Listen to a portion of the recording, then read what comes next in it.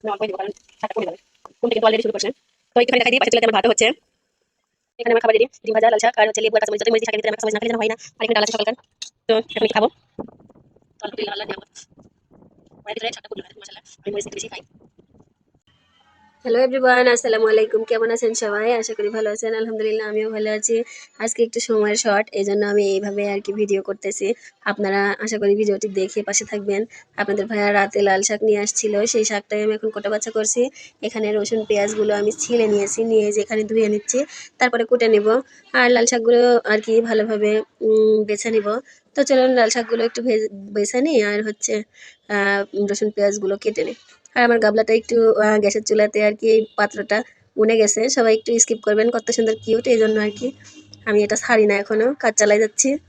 তো চলুন এখন শাকটা আর কি বেছে নিই। হয়তো চলে আসলাম শাক ধুইতে। শাকটা আমি খুব ভালোভাবে ধুয়ে নেব এখন। তো আমার শাক ধোয়া এবারই শেষ।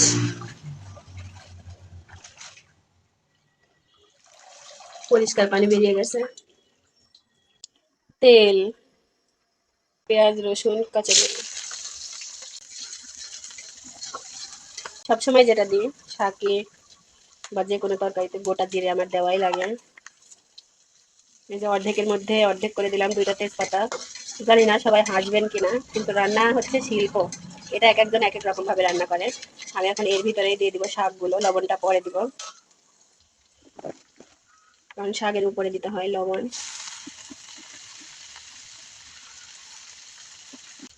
তো এখন এর উপরে দিয়ে দিব আমি লবণ। প্রথমে অল্পই দিব কারণ শাকটা কমে যাবে। কমতে কিন্তু অলরেডি শুরু করছে।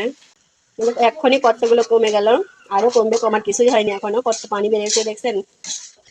আসলে খাইতে মজা, দেখতে বেশি, হয়ে যায় অল্প অল্প জিনিসের স্বাদ বেশি বলে না মানুষ, কিন্তু অনেক মজার হবে কিন্তু শাকটা। তো একটুখানি দেখাই দিই, পাশের চুলাতে আমার ভাতও হচ্ছে। শাক ভাজা হয়ে গেছে প্রায়। আর কিছুক্ষণ নাড়াচাড়া করলে নিচের যে পানিটুকু আছে শুকিয়ে যাবে। আমার কড়াইটা বেশি ফর্সা তো ওই জন্য দেখা যাচ্ছে না, আর জায়গাটা অন্ধকার। যাই হোক, একটু কষ্ট করে ভিডিওটা দেখে নেবেন। তো আমি আজকে খাওয়াটাও দেখাবো। এখানে আমার খাবার রেডি, ডিম ভাজা, লাল শাক আর হচ্ছে লেবু আর কাঁচামরিচ। যতই মরিচ দিই শাকের ভিতরে আমার কাঁচামরিচ না খেলে যেন হয় না। আর এখানে ডাল আছে সকালকার। তো এখন একটু খাবো। তো আলহামদুলিল্লাহ আল্লাহর নিয়ামত, কড়াইয়ের ভিতরে শাকটা ফুটলো না, দেখুন মাশাল্লাহ।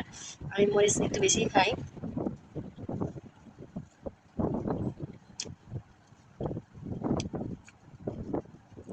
আজকের ভিডিওটা একটু অন্যরকম করে করলাম, কেমন হলো জানি না।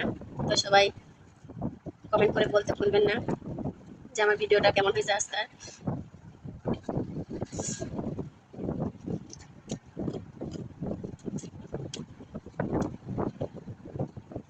মাশাল্লাহ আলহামদুলিল্লাহ, অনেক তৃপ্তি। ডালটা না হলেও চলবে, আমি ডাল খুব একটা খাই না, তারপরেও সবাই তো খাবে। লেবু যদি সাথে থাকে না আর লাল শাক, তাহলে তো আর কিচ্ছুই লাগে না, ডিমটাও লাগবে না, কাঁচামরিচ শুধু দিবেন একটা।